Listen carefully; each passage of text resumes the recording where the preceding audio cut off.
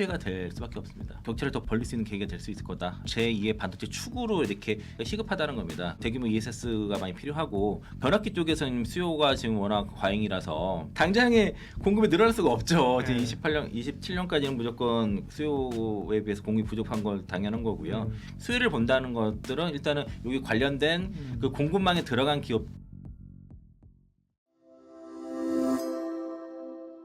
안녕하십니까. 예민수의 경제토크. 오늘은 IM증권 서울금융센터 이창환 영업이사님 함께하겠습니다. 어서 오십시오. 네, 안녕하십니까. 우리 이사님 기다리는 분들이 많은데 오늘도 핵심적인 이야기 하겠습니다. 먼저 뭐 정말 메가톤급의 규모로 반도체를 포함해서 투자를 하겠다는 정부의 3대 메가 프로젝트가 발표가 됐는데요. 네. 뭐 숫자들이 정말 엄청납니다. 관련된 이야기하죠. 핵심적인 내용부터 좀 체크해 주세요. 네, 그 선왕과 반도체 생산 거점 800조, 그리고 AI 데이터 센터 550조, 그 차세대 반도체 R&A를 묶어서 총 150조, 1,500조 예. 투자하는 거고, 그리고 이제 그 삼성전자와 그 SK하이닉스가 별도로 공개해서 전국 단위 장기 투자까지 합치면 4,700조가 되는 겁니다. 이게 그러니까 언뜻 들은 숫자가 헷갈릴 수 있어서 맞아요. 실제 이번에 이제 투자되는 거는 1,500조다라고 뭐 볼 수 있을 것 같고, 그리고 그러니까 한국 반도체 지형 자체를 수도권 중심에서 전국으로 확장하는 형태인 거죠. 그 평택과 용인을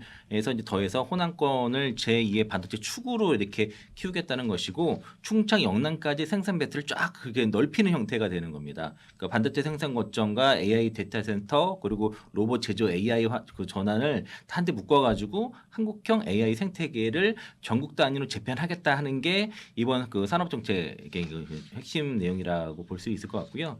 그리고 이제 아마 이게 그 이렇게 전국 단위 이렇게 투자하는 게 이게 1986년도 그 4메가 디램 공동개발 이후로 처음이라고 그러거든요. 그래서 이제 여기 대해서도 이제 아빠 이제 이 선제 투자로 인해서 지금 뭐 중국 추격 억조고 하는데 네. 뭐 상당히 따돌릴 수 있는 그런 뭐 또 계기가 격차를 더 벌릴 수 있는 계기가 될 수 있을 거다라고 시장에서 판단하고 있습니다.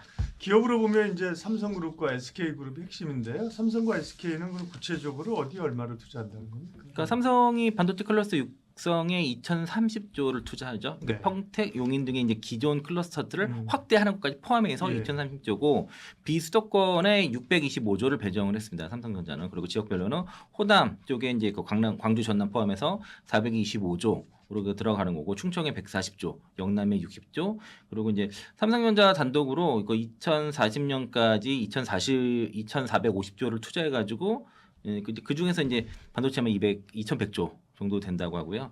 SK가 이제 그룹 차원에서 2,100조를 하고 반도체 1,100조, AI 데이터 센터 1,000조 이렇게 하는데 그 용인 반도체 그 클러스터 여기에도 600조를 투입을 해서 그 네 번째 팹 완공 시점을 이제 기존의 2045년에서 2033년, 그 12년 앞당겼다고 이렇게 얘기를 한 거고, 또 그 청주 쪽에 100조 투자해서 그 낸드 증설과 HBM 후공정 그 투자를 하고요. 그 선왕 신규 클러스터 쪽에는 400조 정도 하는데, 근데 그 두 기업의 차이를 딱 보면은 그 삼성전자는 지역을 딱딱딱 집어서 어디 뭐 이런 식으로 이제 얘기를 했는데, 하이닉스는 다소 좀 포괄적으로 얘기했습니다. 그러니까 두리뭉실하게. 두리뭉실하게. 네. 그런 그 차이는 있어서 아마 그 삼성전자가 좀 더 투자하는 그 지역에 대한 가시성이 좀 더 높은 것 같다라고 좀 그렇게 볼 수 있겠습니다. 삼성의 스타일이 나오네.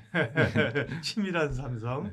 그러니까 당초에는 이제 팹은 공장이죠. 공장 하나 짓는데 최근 계산한 뭐 60조 얘기했는데 이 그림 나온 거 보니까 100조씩 들어가는 것 같아요. 물론 또 뭐 기반 시설까지 포함을 하느냐 아니냐인데 어쨌든 어마무시한 지금 반도체 AI, 피지컬 AI, AI 데이터 센터 공장과 증설 얘기가 나왔는데 네. 좋은 거면서 이게 실현 가능해? 뭐 앞으로 10년 동안 하면서 뭐 슬그머니 줄어드는 거 아니야? 결국 실행할 수 있느냐? 그리고 또 지금 정권 하에서 다음 정권 가면 어떻게 할 거야? 이런 좀 지적들이 나오잖아요. 예, 그러니까 이제 방향 자체는 긍정적으로 보는데 그렇죠. 뭐 언론이라든가 증권가에서 다 보는 거는 발표보다 실행이다. 그걸 중점적으로 얘기를 하고 있고, 그러니까 그러니까 삼성증권에서도 이제 그거 평가 그 관련 코멘트를 보니까 그 반도체 클러스터 발표 자체가 이제 주가에는 그렇게 영향을 주지 않는다고 보는 거죠. 그래서 이제 당장은 이제 뭐 공급의 변화도 좀 무관하고, 이게 이제 악재를 보는 블룸버그 보고서도 있었거든요.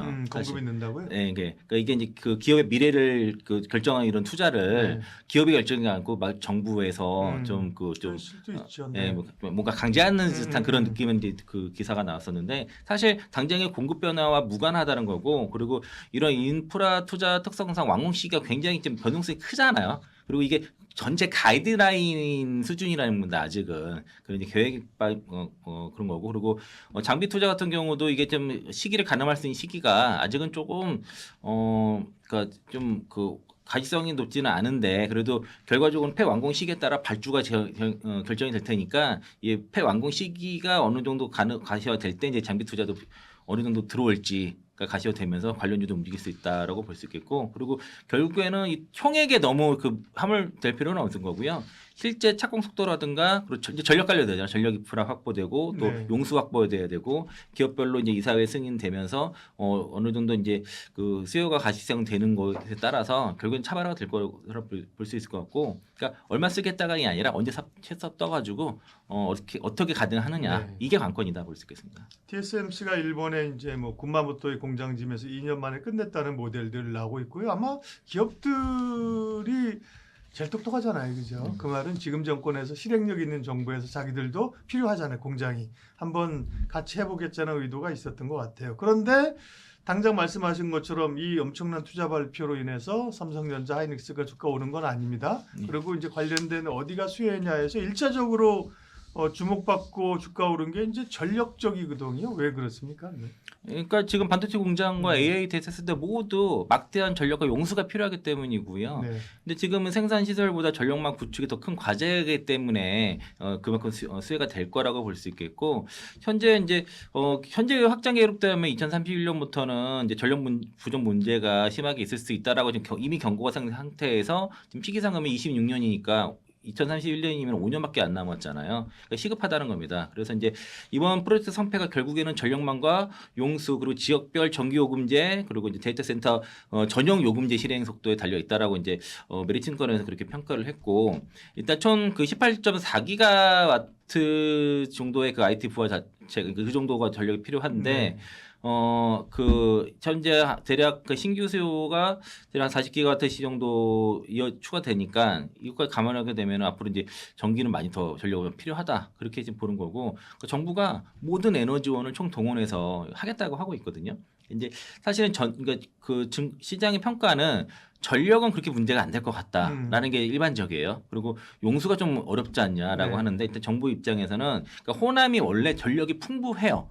그러니까 총 발전량과 총 소비량을 따지게 되면은 총 발전량이 지난해 그 72.8 테라와트시였고 그리고 소비량이 43 테라와트시여서 그러니까 소비량이 그러니까 발전량이 소비량보다 1.7배 정도 많습니다. 이게 여유 있는데 그리고 이제 그 2035년까지 재생에너지 그 37.8기가와트시까지 보급을 하고 또 이제 이렇게 되면은 그 서남권의 팹 4기 운영에 한 6.3기가가 필요하거든요. 이거보다 많은데 그 태양광이라든가 이런 그 풍력 이런 재생에너지 특성상 그 주파수라든가 전압이 약간 들쑥날쑥해요. 그래서 여기다 원전을 보강해 주는 겁니다. 그래서 그 원전 원전 대략 포함하는 게 그 한 6기가 정도 돼요. 6기가와트씩 정도 되고 있거든요. 그래서 그거를 좀 보완해 주면은 그런 전기 문제는 크게 없을 거다라고 보고 있는데 다만 이제 그 재생에너지 설비를 투자한 데 있어서 대규모 ESS가 많이 필요하고 그만큼 비용이 많이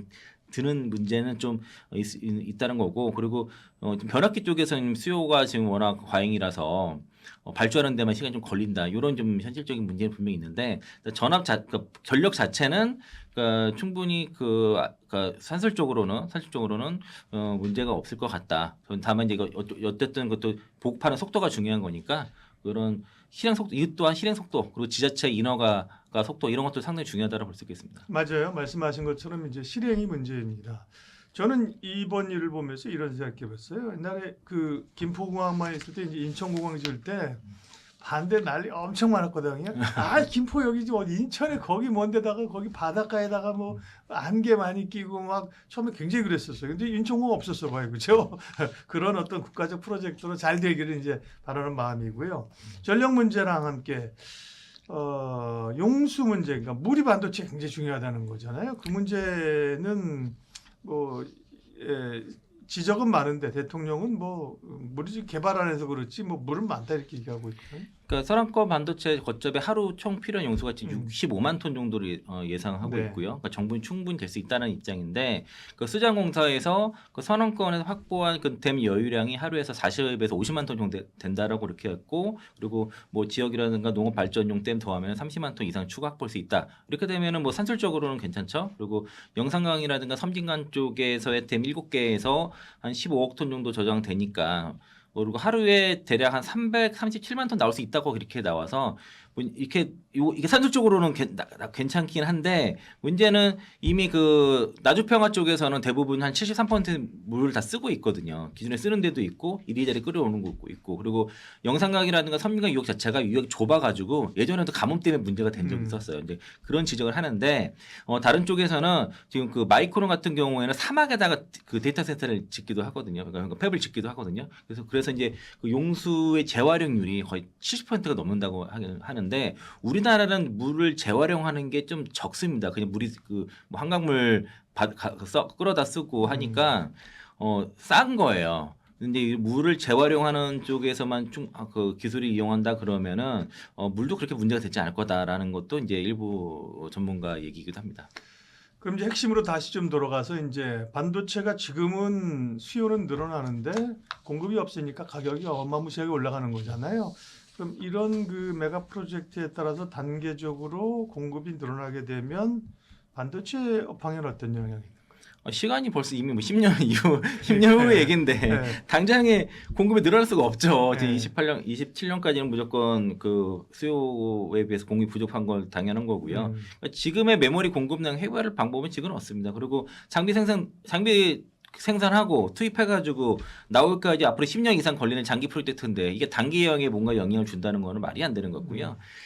장기적으로는 이제 메모리 공급 속도가 폭이 올라가고 속도도 이제 가속화되면서 뭐 어떤 수급 밸런스가 맞춰는 지겠지만 사실 그런 건 필요한 일이에요. 그게 계속 이런 식으로 반도체 쇼테지로 가격만 계속 올라가게 되면 그 일반 그렇죠. 국민들이 힘들잖아요. 네. 지금 노트북 하나 사기도 얼마나 힘들고. 시플레이션이 나타나고 지속 가능하지 않은 거니까. 네, 그러니까요. 이게 이제 그렇게 가게 되면 결국에는 언젠가는 부러지기 때문에 이게 어느 완화가 필요한 거죠. 장기적으로는 좋은 것 같고 그리고 또 그 기업들도 이런 업황이라든가 시황에 맞춰서 투자 속도를 조절할 거란 말이죠.